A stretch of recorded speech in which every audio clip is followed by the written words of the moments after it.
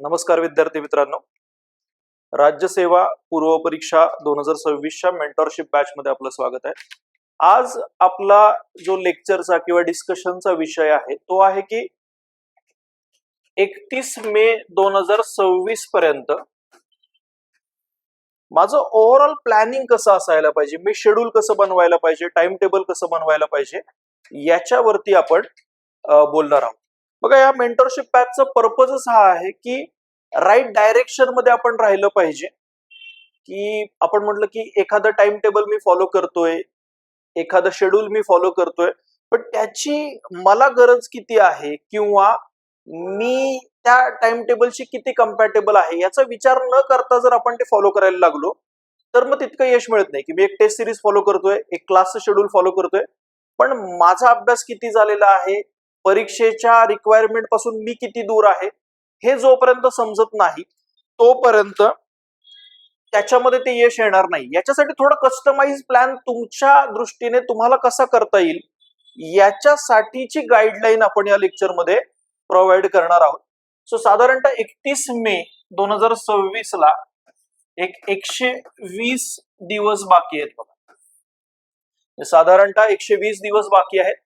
मी तुम्हाला असं सजेस्ट करेन की त्यातले वरचे 20 दिवस जे आहेत ते तुमच्या कॅल्क्युलेशन मध्ये ठेवू नका. म्हणजे मला त्या 20 दिवसांमध्ये काहीतरी वाचायचं असं एक 100 डे चॅलेंज सारखं की 100 दिवसांचं नियोजन बनवायला पाहिजे. 120 दिवसाच्या आसपास जरी परीक्षेसाठी वेळ बाकी असला तरी साधारणतः 100 दिवस मी एक्सटेन्सिव्हली आणि एक चॅलेंज घेऊन अभ्यास करणार आहे असं थोडंसं एक नियोजन असायला पाहिजे. म्हणजे उरलेले 20 दिवस हे कम्प्लिटली आपण म्हणू रिव्हिजन फोकस्ड असतील. अर्थात या 100 दिवसांमध्ये पण रिव्हिजन करायचीच आहे, पण ओव्हरऑल 20 दिवस बाजूला ठेवून तुम्ही जे काही नियोजन करताय ते करायला पाहिजे. मला जे काही करायचं आहे ते या 100 दिवसातच कम्प्लीट करायचं आहे असा एक रुथलेस अप्रोच असायला पाहिजे. त्याच्यानंतर पुढे एक गोष्ट लक्षात घ्यायची की तुमच्या अभ्यासाची इंटेन्सिटी असेल, तुमच्या अभ्यासामधली आपण म्हणू इंथुझियाझम किंवा एनर्जी असेल, ती ओव्हरऑल वाढली पाहिजे या 100 दिवसांमध्ये. परीक्षा जसजशी जवळ येते शेवटचा एक महिनाभर खूप असा टेम्पो वाढलेला असतो, पण मग आत्तापासूनच तो वाढलेला ठेवणं हे तुमच्या समोर चॅलेंज असणार आहे. म्हणूनच मी म्हटलं होतं की 100 डे चॅलेंज म्हणूनच घेतलं पाहिजे. 100 दिवसांमध्ये प्रिलिमचा असा अभ्यास करणार आहे की मी गो थ्रूच करणार आहे. सो त्या दृष्टीने थोडस कष्ट परिश्रम याचे हे दिवस असायला पाहिजेत. कारण जितक्या गोष्टी आपल्याला कव्हर करायच्या आहेत, जितक्या गोष्टी आपल्याला कंप्लीट करायच्या आहेत, त्या 100 दिवसांमध्ये करणं हा एक मोठा चॅलेंज याच्यामध्ये असणार आहे. आता हे टाइम टेबल करताना बघा काय करायला पाहिजे. पहिल्यांदा तर किती विषय आहेत एमपीएससी प्रिलिमला आपल्याला करायला त्याची एक यादी बनवायला पाहिजे. मी म्हटलं पॉलिटी, इकॉनॉमी, अर्थव्यवस्था, जॉग्राफी, भूगोल, त्यानंतर सायन्स, विज्ञान, ज्याच्यावरती एमपीएससी लार्जली फोकस करते. एक 20 प्रश्न जवळपास विचारले जातात. 5वा इन्व्हायरमेंटचा एक छोटा घटक आहे, पर्यावरणाचा. आणि 6वा हिस्ट्रीचा विषय आहे, ज्याच्यामध्ये एन्शंट, मेडिएवल आणि मॉडर्न इंडिया सोबत थोडासा फार इतिहास, महाराष्ट्राचा इतिहासाचा पण पार्ट आहे. आता हे 6 विषय मेजरली आहेत. आणि 7वा करंट अफेअर आहे, चालू घडामोडीचा आस्पेक्ट. म्हणजे मला काय कंप्लीट करायचं आहे, हे 7 गोष्टी पुढच्या 100 दिवसांमध्ये कव्हर करायच्या. ओके, सो याच्यानंतर आपल्या लेवलला काय व्हायला पाहिजे बघा, प्रायोरिटी. म्हणजे कुठले प्रश्न जास्तीत जास्त बरोबर आले की तो एमपीएससीचा कट ऑफ आहे, त्या कट ऑफच्या वरती आपण जाणार आहोत. तर पॉलिटी, इकॉनॉमी, जॉग्राफी याला या ठिकाणी ठेवण्याचं कारणच असं आहे की जे लोक रिकरंटली एमपीएससी प्रिलिम मध्ये सतत मार्क मिळवत असतात किंवा आपण असं म्हणू टॉप स्कोअर मिळवत असतात, चांगला मार्क मिळवत असतात, त्यांची यातले प्रश्न फार कमी चुकताना दिसतात. पॉलिटी, इकॉनॉमी, जॉग्राफीवरती ऍब्सोल्यूट होल्ड असणं अपेक्षित आहे. या प्रत्येकाच्या सब्जेक्ट वाईज आपण बोलणार आहोत, पण या 3 विषयांवरती कमांड असायला पाहिजे, हे डोक्यात ठेवायला पाहिजे. नाहीतर काय होतं बघा, परीक्षेमध्ये जे विषय जितक्या वेटेजला आहेत त्याचा विचार न करता किंवा कॉस्ट बेनिफिट कुठे आहे जास्त याचा विचार न करता आपण अभ्यासाचं नियोजन बनवलं तर मग त्यातून तो आउटपुट मिळणार नाहीये. किंवा मी असे विषय आहेत की मला काही विषयांमध्ये ना इंटरेस्ट आहे, म्हणजे मला इतिहास आवडतोय, मग मी त्या इतिहासाला इतका वेळ देतोय की त्याचा आउटपुटशी काही संबंध नाहीये. सो टाइम टेबल बनवताना थोडासा तो प्रॅक्टिकल असायला पाहिजे. या दृष्टीने आधी डोक्यात असायला पाहिजे की एवढे सगळे विषय कंप्लीट करायचे आहेत. आता या विषयांना कसं बसवायचं या शेड्यूलमध्ये याच्याकडे येण्याच्या आधी आपण बघा सतत वेगवेगळ्या लेक्चर्स मध्ये आणि हे सांगत असतो मुलांना की जर प्रिलिम तुम्हाला क्लिअर करायची आहे, कोणतीही प्रिलिम असेल तरी, मग आता समजा युपीएससीचे असेल एमपीएससीचे असेल, तर तुम्हाला 3 टाईपचे प्रश्न बरोबर आणावे लागतात. म्हणजे हे 3 प्रकारचे प्रश्न बरोबर आले तर जे रिक्वायर्ड पुन्हा एकदा अडकून पडावं लागत नाही की कट ऑफ क्लिअर होईल का, तेवढे मार्क मला मिळतील का, कट ऑफ किती लागेल, ह्याच्यात न पडता मग प्रिलिम मध्ये बेसिकचे प्रश्न बरोबर यायला पाहिजेत. आता बेसिकची माझी व्याख्या सोपी आहे की आपले जे हे मेन विषय आहेत, polity, economy, geography, science, environment, history, याचे आपल्या सोर्स मध्ये आपण जे वाचलेलं आहे त्या सोर्स मधून जर प्रश्न आला आणि तो प्रश्न प्रिलिम मध्ये आलाय तर तो माझा बरोबरच यायला पाहिजे.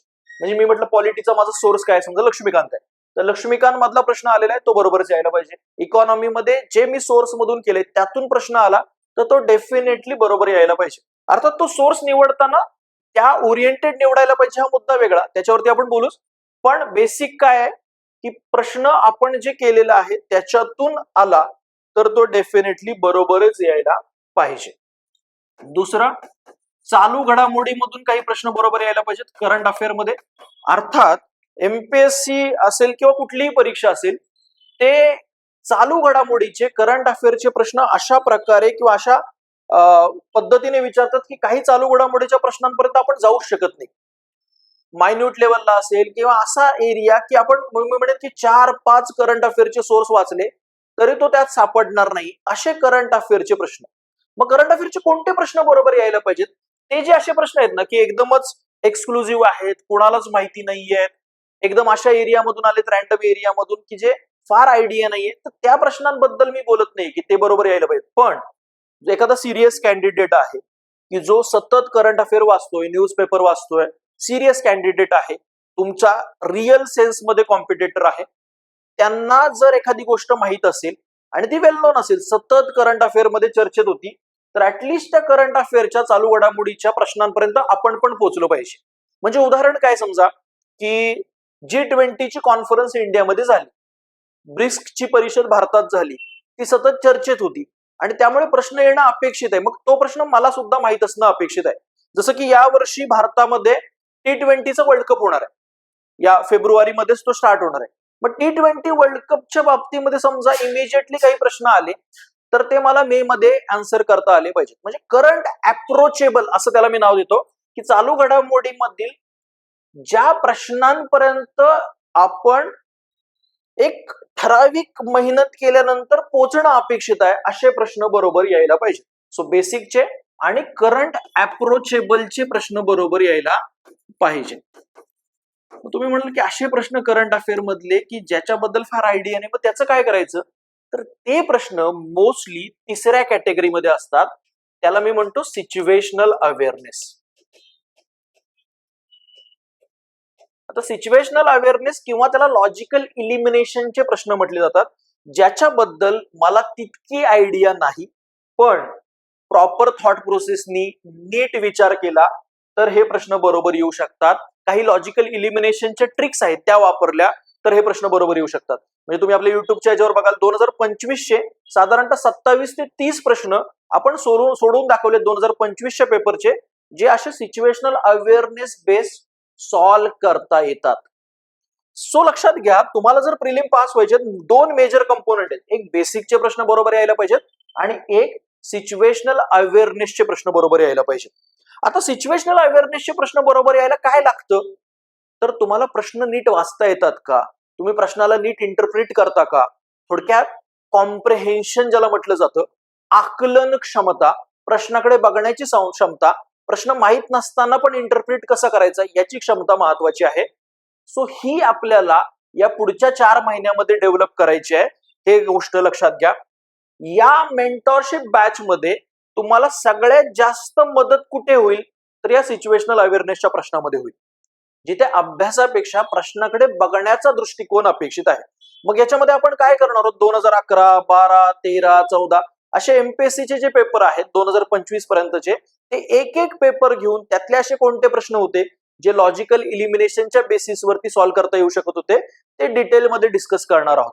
मग त्याच्या बेसिसवरती आपण काही रूल लिहून घेणार आहोत की अशी लॉजिकल इलिमिनेशनची टेक्निक आहे. बघा पुन्हा पुन्हा मी एक शब्द वापरतोय, लॉजिकल इलिमिनेशन, कारण बाजारपेठेमध्ये मार्केटमध्ये अशा काही ट्रिक्स सांगितल्या जातात ज्या त्या लॉजिकल शब्दात बसत नाहीत आणि मग ऐन वेळेला परीक्षेमध्ये त्या वर्क होत नाहीत. सो याच्या अंडर जे काही आपण डिस्कस करणार आहे ते लॉजिकल इलिमिनेशन असेल, हे अश्युअर राहू शकता तुम्ही. बघा याची अॅक्युरेसी कधी वाढते, जेव्हा तुमचे बेसिकचे प्रश्न बरोबर येतात. म्हणजे आपण जेव्हा पॉलिटीचं डिस्कशन करू की पॉलिटीचा अभ्यास कसा करायला पाहिजे, त्यावेळेला मी या मुद्द्यावरती परत येईल. ज्या वेळेला तुमचे बेसिकचे प्रश्न पटकन बरोबर येतात त्यावेळेला सिच्युएशनल अवेअरनेसच्या प्रश्नांना जो एक्स्ट्रा थॉट लागतो, विचार करायला थोडासा वेळ द्यावा लागतो, तो कधी देता येईल. समजा आपल्याला एक काय करायचंय, 80 सेकंद मिळतात मला एक जीएसचा प्रश्नाचं उत्तर देण्यासाठी. मग मी पॉलिटीचा प्रश्नाचं उत्तर पण 80 सेकंदात दिलं तर मी तितका अभ्यास चांगला केलेला नाही असं त्याचा अर्थ होतो. कारण समजा पॉलिटीचा प्रश्नाचं उत्तर मी 30-40 सेकंदात दिलं तर एक्स्ट्रा 40 सेकंद मला मिळत आहेत.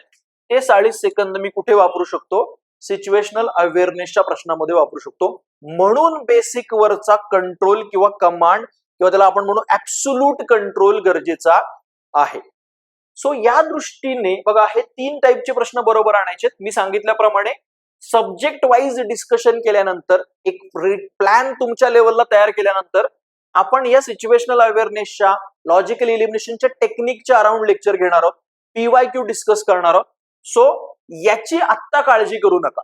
सिच्युएशनल अवेअरनेस माझ्याकडे काय करावं लागेल याची आत्ता काळजी करू नका. मी तुम्हाला सांगतो की त्याचं काय करायचं. तुम्हाला आत्ता कशावरती प्रायोरिटाईज करायचंय, बेसिक वरती प्रायोरिटी द्यायची आहे. सो त्या दृष्टीने आता टाइम टेबल बनवण्यासाठी सुरुवातीला पहिल्यांदा तर काय करा,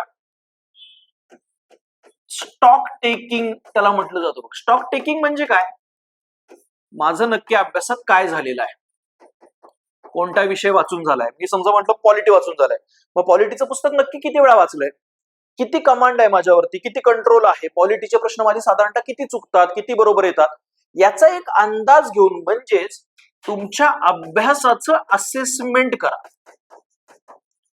आणि ते असेसमेंट कसं व्हायला पाहिजे, थोडं सब्जेक्ट वाईज व्हायला पाहिजे की या विषयांमध्ये कसं आहे, आणि हॉनेस्ट राहा स्वतःशी. मला मुलं म्हणतात की पॉलिटी माझं चांगलं आहे, 3-4 प्रश्न चुकतात. 3-4 प्रश्न चुकणं ही पॉलिटी मधला एक प्रकारचा क्राईम आहे, सीन आहे, तो नाही झाला पाहिजे. पॉलिटीवरती मॅक्झिमम प्रश्न आपल्याला बरोबर आणायचे, याचा अर्थ आणखी पॉलिटी चांगलं करण्याला स्कोप आहे. सो एकदा हे असेसमेंट झालं की मी कुठल्या विषयाबाबत कम्फर्टेबल आहे, मी कुठल्या विषयाच्या बाबतीत तितका मला फिअर फॅक्टर वाटतो. बघा म्हणजे असा समजा विषय असेल, तुम्हाला असं वाटतं सायन्स हा माझा वीक लिंक आहे, विज्ञानामध्ये तितका माझा अभ्यास नाही, की विज्ञान माझा असा एरिया आहे की जो खूपच ऍव्हरेज आहे. मग तुम्ही काय ठरवलं प्लॅनिंग मध्ये, विज्ञान हा एप्रिलमध्ये करायचा. तर ते बघा जसं तुम्ही परीक्षेच्या जवळ जाल तसं प्रेशर बिल्ड होणार आहे. मग प्रेशर बिल्ड झाल्यानंतर जो आधीच आपला वीक विषय आहे, ऍव्हरेज विषय आहे, तो करायला आणखी काय लागणार आहेत, एफर्ट लागणार आहेत. त्या प्रेशरमध्ये तो विषय तितका चांगला होणार नाहीये.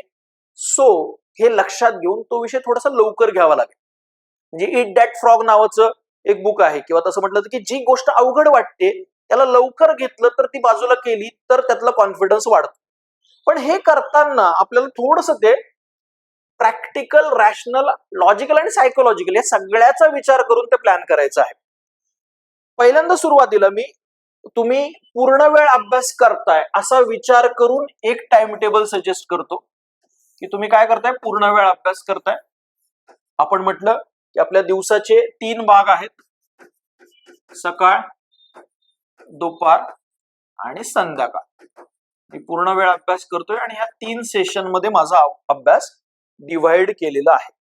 आपण एक अकाउंटेबिलिटी शीट सुद्धा तुम्हाला प्रोव्हाइड करू, तुमच्या टेलिग्राम ग्रुपला शेअर करतो मी ती, की ज्याच्यात असंच डिवाइड करून दिलेलं आहे की या वेळात माझा अभ्यास किती झाला, दुपारच्या वेळामध्ये माझा अभ्यास किती झाला. थोडीशी अकाउंटेबिलिटी स्वतःच्या लेवलला ठेवली पाहिजे, मी म्हटल्याप्रमाणे पुढचे 100 दिवस याचं चॅलेंज घेऊन अप्रोच करायला पाहिजे की मला एक्सटेन्सिव्हली काय करायचंय, प्रिलिम काही करून क्लिअर करायची आहे. सकाळच्या सेशन मध्ये काय करायचं, दुपारच्या सेशन मध्ये काय करायचं, संध्याकाळच्या सेशन मध्ये काय करायचं, हे थोडंसं आपण डिस्कस करूया.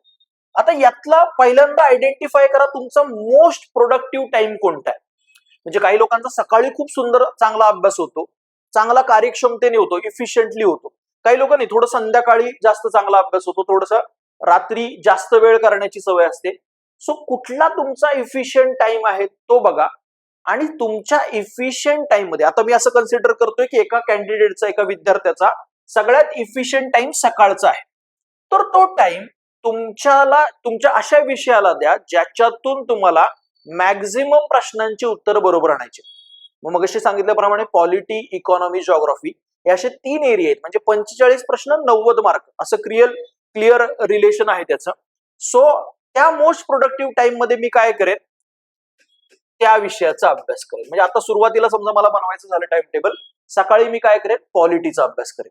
म्हणजे साधारणतः तुम्ही किती दिवस दिले पाहिजेत पॉलिटीला, समजा आतापासून सुरुवात केली तर एक 25 दिवस दिले पाहिजेत. म्हणजे फेब एंड पर्यंत पॉलिटी कंप्लीट करायचं आहे असं एक टास्क ठेवलं पाहिजे. त्याच्यानंतर एमपीएससीचा जर तुम्ही इकॉनॉमीचा सिलेबस बघितला तर तो डिफाईन्ड आहे. काही असे टॉपिक आहेत की ज्याच्या अराउंड परत आणि इन डेप्थ प्रश्न विचारतात. पॉलिटी सारखं मोठं सोर्स तुम्हाला तिथे कंप्लीट करायचा नाहीये. सो इकॉनॉमी रिलेटिव्हली लवकर कंप्लीट होईल, तिथं फक्त एरियाज आयडेंटिफाय करायला पाहिजे. मी म्हटलं इकॉनॉमीला 15 दिवस दिले. आता हे व्हॅरी होतील, समजा तुमचं इकॉनॉमी खूप वीक आहे तर कदाचित ते 20 दिवसांकडे जाईल. एक मी तुम्हाला फ्रेमवर्क सजेस्ट करतोय, ठीक आहे. सो 25 दिवस आपण पॉलिटीला दिले, म्हणजे एक फेब्रुवारी एंड मध्ये पॉलिटी कंप्लीट होईल माझं. आणि हे कुठल्या सेशनचं बोलतोय आपण, फक्त सकाळच्या सेशनचं बोलतोय, बाकी अजून तिकडे आपण आलेलोच नाहीये. त्याच्यानंतर एक जॉग्राफीला मी एक वेळ दिला. जॉग्राफीला एक 20 दिवस किंवा 25 दिवस दिले पाहिजेत, कारण त्याच्यात पण एरियाज खूप आहेत. भारताचा भूगोल आहे, प्राकृतिक भूगोल आहे, मानवी भूगोल आहे, ह्युमन जॉग्राफी आहे, महाराष्ट्राचा भूगोल आहे. सो त्या दृष्टीने 20 दिवस दिले.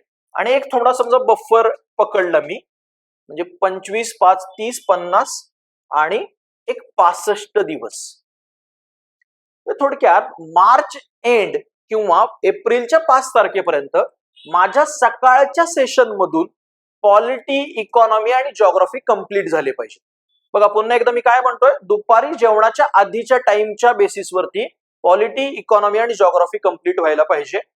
पुन्हा ज्या वेळेला तुम्ही इकॉनॉमीकडे शिफ्ट व्हाल त्यावेळेला पॉलिटी बाजूलाच करायचं असं नाही. इकॉनॉमीला गेल्यानंतर पॉलिटीची डेली बेसिसवरती एक मी म्हणेन अर्धा तास होईल, 15 मिनिटं होईल, 20 मिनिटं होईल, पण रिव्हिजन केली पाहिजे. त्याच्यानंतर एक दिवस असा ठरवा, शनिवारचा किंवा रविवारचा, तुम्ही ज्या दिवशी टेस्ट देणार, समजा रविवारी टेस्ट देणार असाल तर शनिवारचा दिवस असा ठरवा की ज्या दिवशी तुम्ही नवीन काहीही करणार नाही. मग काय कराल, जेवढं झालेलं आहे तेवढं फक्त रिवाइज केलं. रिव्हिजनचे डेज आणि रिव्हिजनचे स्लॉट मुद्दाम ठेवले पाहिजेत. फक्त करून चालणार नाहीये बघा, इफेक्टिव्ह असायला पाहिजे, जे काही केले ते क्लॅरिटी असायला पाहिजे. सो सकाळच्या स्लॉट मध्ये हे 3 विषय मी करेन. पुन्हा जसं 5 एप्रिलला समजा हे कंप्लीट झालं तर एप्रिलचा पूर्ण महिना आणि मेचा महिना पूर्ण सकाळी पुन्हा मी रिव्हिजन करताना काय करणार आहे, पॉलिटी, इकॉनॉमी, जॉग्राफीज करणार आहे. म्हणजे हा टाइम माझा फिक्स असणार आहे. हे 3 विषय जे प्रिलिम क्लिअर करायला मॅन्डेटरी आहेत, ज्याच्यातून प्रश्न चुकायचे नाहीयेत, त्यांना मी मोस्ट प्रोडक्टिव्ह टाइम देतोय. त्यानंतरचा दुपारचा स्लॉट काय करायला पाहिजे बघा. इथे आपण सकाळच्या स्लॉटच्या बाबतीमधलं प्लॅनिंग बोललोय.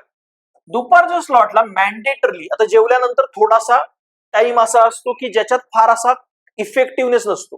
तुम्ही लगेच एखादा मोठा विषय घेतला तर तितका इफेक्टिव्हली अभ्यास होणार नाही. जेव्हा तुम्ही सायकोलॉजीचा थोडासा विचार करा, लगेच इंटेन्स विषयानंतर इंटेन्स विषय घेतला तर तितकं ते इफेक्टिव्हनेस राहणार नाही. मग बरं संध्याकाळचं सेशन कॉम्प्रोमाइज होईल. या दृष्टीने दुपारी जेवण झाल्या पीवायक्यू बघितले पाहिजे. एमपीएससी प्रिलिमचे तुम्ही जर पेपर बघितले तर थीम रिपीट होतात, काही पीवायक्यू रिपीट होतात, काही वेळेला ऑप्शन मधून नवीन प्रश्न निर्माण झालेला असतो. पीवायक्यूच्या बेसिसवरती मी म्हणेन की एक 40% प्रश्न तरी एमपीएससीच्या प्रिलिम मधले टॅकल करता येतात. सो त्या दृष्टीने पीवायक्यू वरती होल्ड असायला पाहिजे. आता कोणते पीवायक्यू? मागच्या 10 ते 12 वर्षाचे पीवायक्यू आपल्याला बघायचे. म्हणजे समजा मी असं म्हटलं की एक 100 दिवस आहेत माझ्याकडे आणि 100 प्रश्न आहेत आणि 10 वर्ष. सो 1000 पीवायक्यू तुम्हाला कंप्लीट करायचे. मग मी काय करेन, पुन्हा 100 दिवसांमध्ये रोज 10 पीवायक्यू केले तर 1000 पीवायक्यू कंप्लीट होतात. मग काय टार्गेट असायला पाहिजे? दुपारच्या स्लॉटमध्ये मी रोज 10 पीवायक्यू करेन. पीवायक्यू करताना काय करायचं? भाषा कशी वापरली एमपीएससीनी, लँग्वेज कशी वापरली, पुन्हा त्यातला असा टॉपिक असेल जो रिकरंट येत होता. आता बघा, जेव्हा तुम्ही सुरुवातीचे पीवायक्यू करून टाकाल ना, त्यानंतर ऍक्च्युअली 1000 पीवायक्यू तुम्हाला करावे लागणार नाहीत, कारण ते रिपीट होतात. गरिबीवरती त्याच प्रकारचा पीवायक्यू विचारलेला आहे, तर ते ऍब्सोल्यूट नंबर मध्ये ऍक्च्युअली तितके नसणार आहेत. पण एक टार्गेट तुम्ही ठेवू शकता की मी 10 पीवायक्यू रोज करतोय. आता तुम्ही म्हणाल की 10च करायला पाहिजेत का? 20, 25, 50 नाही करता येणार का? बघा, 10 पीवायक्यू डिटेलमध्ये करायचे. डिटेलमध्ये म्हणजे कसे? की त्याची लँग्वेज कशी आहे, प्रश्नाला फोकस कसा करायला पाहिजे, लॉजिकली तो काही इलिमिनेट करता येतो का, माहित नसतं तर मी परीक्षेत काय केलं असतं. ऍट द सेम टाइम याच्यावरती पुढच्या वर्षी प्रश्न कसा विचारला जाईल. म्हणजे तुम्हाला एक एक्झाम्पल सांगतो की एमपीएससीने 2014-15 ला मानवी शरीरातील हाडांवरती प्रश्न विचारला. बोन्स, ह्युमन्स बोन वरती प्रश्न विचारलाय. मग माझं काम काय? अरे, बोन वरती एकदा प्रश्न विचारून घेतलाय, मानवी हाडांच्या बाबतीमध्ये एक बेसिक इन्फॉर्मेशन मला पाहिजे. मग 2024 ला एमपीएससी विचारते की मानवी शरीरामध्ये हाडं किती आहेत. त्याने दिला आकडा 208. 2014 ला मानवी हाडांवरती प्रश्न होता. मग जर पीवायक्यूच्या बेसिसवरती मी त्याची थोडीशी ऍडिशनल इन्फॉर्मेशन मिळवली असेल, बेसिक इन्फॉर्मेशन मिळवली असेल, तर ती मला टॅकल करायला, पुढच्या वर्षीचे प्रश्न टॅकल करायला मदत करेल. ज्यावेळेला आपण ऍक्च्युअली प्रश्न बघूया, प्रश्नपत्रिका बघूया सिच्युएशनल अवेअरनेससाठी, त्यावेळेला तुम्हाला लक्षात येईल की पीवायक्यूचं महत्व किती आहे. बघा, काही गोष्टी आहेत ना नॉन निगोशिएबल असतात. नॉन निगोशिएबल म्हणजे काय? ज्या झाल्याच पाहिजेत. पॉलिटी तुम्ही असं नाही म्हणू शकत माझा तितका चांगला नाही, तो स्ट्रॉंग एरिया असायलाच पाहिजे. अदरवाईज ज्या मार्कांची रेंज आपण बघतोय ती तितकी रेंज मिळणार नाही. सो काय करावं लागणार आहे आपल्याला की पॉलिटी नॉन निगोशिएबल आहे, पीवायक्यू बघणं नॉन निगोशिएबल आहे. म्हणजे काय की पीवायक्यू केलेच पाहिजे, चांगल्या प्रकारे केले पाहिजे. सो एखाद्या दिवशी तुमचा अभ्यास झाला, नाही झाला, तुम्हाला असं वाटलं की नाही माझा ना सकाळच्या सेशन मध्ये मला जेवढं करायचं होतं तेवढं पॉलिटी झालं नाही, मग आता दुपारच्या सेशन मध्ये पीवायक्यू बघण्याच्या ऐवजी काय करतो मी? पॉलिटीच वाचतो. तसं नाही करायचं. प्रत्येक सेशनला रिस्पेक्ट द्यायचा. बघा, ही लाईन आहे. तुम्ही म्हणाल की हे इकडं का नाही आणायचं? जेव्हा तुम्ही लाईन आखाल त्यावेळेला ती इफेक्टिव्हनेस वाढतो की एवढ्या वेळातच मला ते कम्प्लीट करायचं आहे. नाहीतर मी काय करतो? पुढे ढकलू, पुढे ढकलू. मग या स्लॉट मध्ये जे करायचंय ते होत नाही, या स्लॉट मध्ये जे कम्प्लीट करायचंय ते रिलॅक्स ऍटिट्यूडने कम्प्लीट करतो. सो एक स्वतःला सांगा की हा सेशन माझा पॉलिटी, इकॉनॉमी, जिओग्राफीसाठी आहे, हा सेशन पीवायक्यू साठी आहे. ओके, सो दुपारच्या स्लॉट मध्ये पीवायक्यू करा. ऍट द सेम टाइम मी तुम्हाला सजेस्ट करेन, समजा दुपारच्या स्लॉट मध्ये आपण एक 3-4 तास अभ्यास केला, अर्धा वेळ पीवायक्यू ला दिला, अर्धा वेळ आत्तापासूनच करंट अफेअरला द्या. याला जास्त वेळ देण्याची गरज नाहीये, पण रेग्युलर बेसिसवर करण्याची गरज आहे. कारण जर तुम्ही हे रेग्युलर बेसिसवर केलं नाही तर पुन्हा नंतर करंट अफेअर बिल्डअप होतं, अवघड जातं कव्हर करायला. सो हे लक्षात घेऊन करंट अफेअर काय करायला पाहिजे? रेग्युलर बेसिसवरती कव्हर करायला पाहिजे. एक न्यूजपेपर 10 ते 15 मिनिटं वाचला, कारण मराठी न्यूजपेपर जे आहेत, लोकसत्ता, महाराष्ट्र टाइम्स सारखे वगैरे, त्याच्यात असं काही फार रोजच्या बेसिसवरती नसतं की तुम्ही 1-1 तास पेपर वाचावा. सो पटकन न्यूजपेपर स्कॅन केला. न्यूजपेपरचा फायदा काय होतो बघा, त्याच्यावरती आपण करंट अफेअरची स्ट्रॅटेजी सेपरेटली एकदा डिस्कस करू. तुम्हाला इलिमिनेट करायला मदत होते. तुम्ही कॉन्फिडेंटली ऑप्शन काय करू शकता? इलिमिनेट करू शकता. सो करंट अफेअर हा एक एरिया डेली बेसिसवर गेला पाहिजे. एक मंथली मॅगझिन तुम्ही फॉलो करू शकता, जे आत्तापासूनच वाचायला घेतलं तर नंतरचं बर्डन कमी होईल. सो हे झालं 2 स्लॉट्स. म्हणजे पुढच्या 31 मे पर्यंत रोज पीवायक्यू करणं, रोज करंट अफेअरची काहीतरी उजळणी करणं, हे दुपारच्या स्लॉटचं हे असायला पाहिजे, टार्गेट असायला पाहिजे. ओके, आता इथे हे मेन एरिया केले जे महत्वाचे आहेत. आता दुसरे विषय आहेत बघा जीएसचे, जसं की सायन्स आहे, इन्व्हायरमेंट आहे आणि हिस्ट्री आहे. मग माझा दुसरा जीएसचा स्लॉट हा संध्याकाळी असेल, ज्याच्यामध्ये मी सायन्स, इन्व्हायरमेंट आणि हिस्ट्रीला प्लॅन करेन.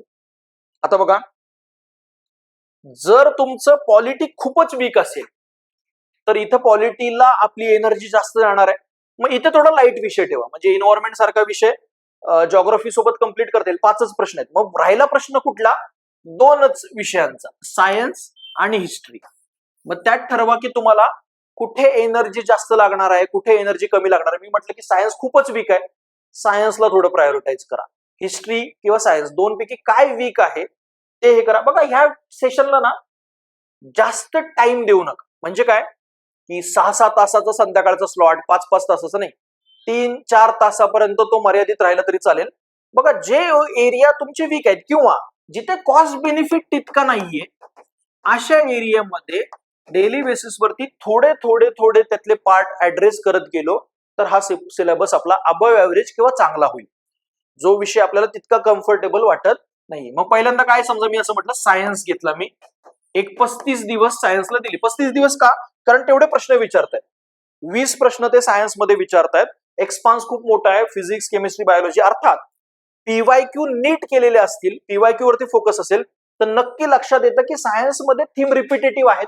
काय गोष्टींवर फोकस करायला पाहिजे ते पण आपण सायन्सच्या स्ट्रॅटेजीमध्ये डिस्कस करू. आज आपल्याला फक्त टाइम टेबलच्या कंटेक्स्टमध्ये बोलायचं. सो 35 दिवस मी समजा सायन्स केलं. पुन्हा हिस्ट्रीचा एरिया मोठा आहे म्हणून हिस्ट्रीला एक 35 दिवस दिले आणि इन्व्हायरमेंटला एक 5 दिवस दिले. पुन्हा माझ्याकडे 1 महिना किंवा 50 दिवस राहत आहेत की जे मी रिव्हिजन साठी युटिलाइज करू शकतो. मग एकदा हे कम्प्लीट झालं की संध्याकाळचा स्लॉट माझा सायन्स, हिस्ट्री आणि इन्व्हायरमेंटच्या रिव्हिजनचा असेल. स्लॉटला जर रिस्पेक्ट दिला तर पॅरलली गोष्टी कंप्लीट होतील आणि तो कॉन्फिडन्स जो लागेल परीक्षेला तो लागणार आहे. बघा आता हे का करतोय आपण की एकच विषय घेऊन तो 1 महिनाभर कंप्लीट करणं किंवा 15 दिवसात कंप्लीट करणं असं का करत नाहीये? तर ना कुठं तरी ही सायकोलॉजीची एक्झाम आहे, इमोशनल इंटेलिजन्सची परीक्षा आहे. ज्या वेळेला तुम्ही पॉलिटी 15 दिवस 20 दिवस फक्त पॉलिटी करताय, कुठं ना कुठेतरी back of the mind tension यायला लागतं, मी सायन्स करत नाहीये. कुठं ना कुठेतरी बॅक ऑफ द माइंड येतं की हिस्ट्रीचं मी काही करत नाही. ज्या वेळेला तुम्ही प्रॉपर आखलेलं आहे त्यावेळेला ते एक सगळे विषय किंवा सगळ्या बाबी सोबत जातात, पॅरलली जातात आणि त्यामुळे तो जे सायकोलॉजिकल बर्डन आहे ते बर्डन कमी येतं. ही पहिली गोष्ट. दुसरा महत्वाचा फॅक्टर म्हणजे काय होतं की समजा दिवसभर तुम्ही पॉलिटी ठेवलं तर कुठं ना कुठेतरी ते मोनोटोनस होऊन जातं, इफेक्टिव्हनेस कमी होऊन जाते. जेव्हा मला माहितीये की ना मला दुपारच्या आधी पॉलिटीचं एवढं कम्प्लीट करायचं आहे, सो ते करणं जास्त इफेक्टिव्हली, जास्त इफिशियंटली जातं. कमी वेळ आणि छोटा टार्गेट, जास्त चांगल्या इफिशियन्सीने काम करता येतं. मग आता तुम्हाला काय करायचंय? मग समजा मी म्हटलं 25 दिवस पॉलिटीला द्यायचे, मग लक्ष्मीकांत मधले चॅप्टर, मग ह्या चॅप्टरला मला एवढा वेळ लागेल. 25 दिवसांचं शेड्यूल बनवा की एवढ्या चॅप्टरला मला एवढा वेळ लागेल. जे मेंटरशिप बॅच मधली लोक आहेत त्यांनी काय करायला पाहिजे, असं लगेच आपलं शेड्यूल बनवून, म्हणजे 1 महिन्याभराचं शेड्यूल बनवून लगेच दाखवलं पाहिजे की हा मी काय ठरवलंय की पॉलिटी अशा प्रकारे कंप्लीट करायचं, त्याच्यानंतर पीवायक्यू अशा प्रकारे बघायचे आणि सायन्स अशा प्रकारे कव्हर करायचं. याच्या सोर्सेस किंवा बाकीच्या बाबतींमध्ये आपण नंतर बोलू, पण आधी टाइम टेबल, एक फ्रेमवर्क तरी डोक्यामध्ये बसवला पाहिजे.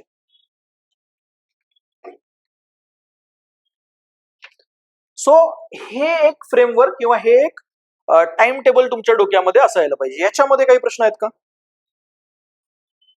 सो पहिल्यांदा काय व्हायला पाहिजे तुमच्या लेवलला, एक स्टॉक टेकिंग की मी कुठे सिच्युएट होतो. बघा हा एक मोठा आस्पेक्ट आहे ना जो होत नाही मुलांकडून, की नक्की मी कुठल्या पोझिशनला आहे, नक्की मला काय करायला पाहिजे याचा विचार न करता शेड्यूल बनवलं जातं किंवा विचार केला जातो. सो एकदा त्याचा विचार करा, त्याच्यानंतर मग हे बनवा. पॉलिटी 25 दिवस म्हणजे एक साधारणतः 60 जर चॅप्टर कन्सिडर केले तर एक 2 ते 3 चॅप्टर रोज व्हायला पाहिजेत. काही असे चॅप्टर आहेत की जे छोटे आहेत, ते पटकन होऊ शकतात, जसे की कॉन्स्टिट्युशनल बॉडीज आहेत, नॉन कॉन्स्टिट्युशनल बॉडीज आहेत, ते पटकन होतात. सो त्याचा विचार करून की काही चॅप्टरना थोडा वेळ लागतो, डीपीएसपी आहे, फंडामेंटल राईट आहे, त्यानंतर पार्लमेंटचा चॅप्टर आहे. सो असं नको की रोज 2च चॅप्टर करायचे. काही चॅप्टरला किती वेळ लागणार आहे याचा एक अंदाज घेऊन टाइम टेबल बनवलं पाहिजे. क्लिअर आहे?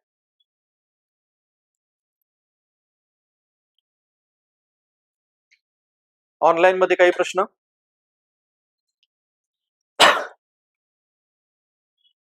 तुम्ही ज्या वेळेला हे 25 दिवस समजा पॉलिटी करताय त्यावेळेला मी माझ्या लेवलला काय करणार आहे बघा. हे आपण पीवायक्यूचं तर सेशन सुरू करूया, त्याच्यासोबत बाकीच्या विषयांची स्ट्रॅटेजी तर डिस्कस करूया. इकॉनॉमीचे लेक्चर आता एक एक अपलोड करायला मी सुरुवात करणार आहे, की राष्ट्रीय उत्पन्न, दारिद्र्य, बेरोजगारी, नियोजन याचे जे चॅप्टर्स आहेत एमपीएससी प्रिलिमच्या दृष्टीने महत्वाचे ते लेक्चर्स मी अपलोड करणार आहे. म्हणजे जोपर्यंत तुमची पॉलिटी कंप्लीट होते तोपर्यंत हे लेक्चर आलेले असतील. मग तुम्ही काय करू शकता, त्या लेक्चर थ्रू सुद्धा ती प्रिपेअर करू शकता, कारण ते कॉम्प्रिहेन्सिव्ह आणि होलिस्टिक पद्धतीने असतील.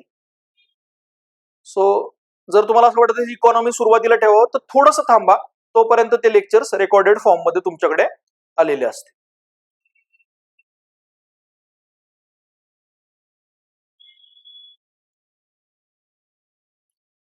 ठीक आहे.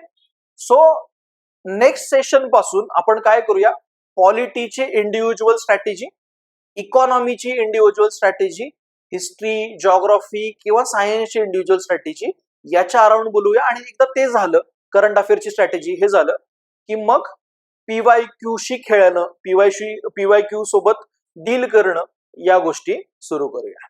ठीक आहे.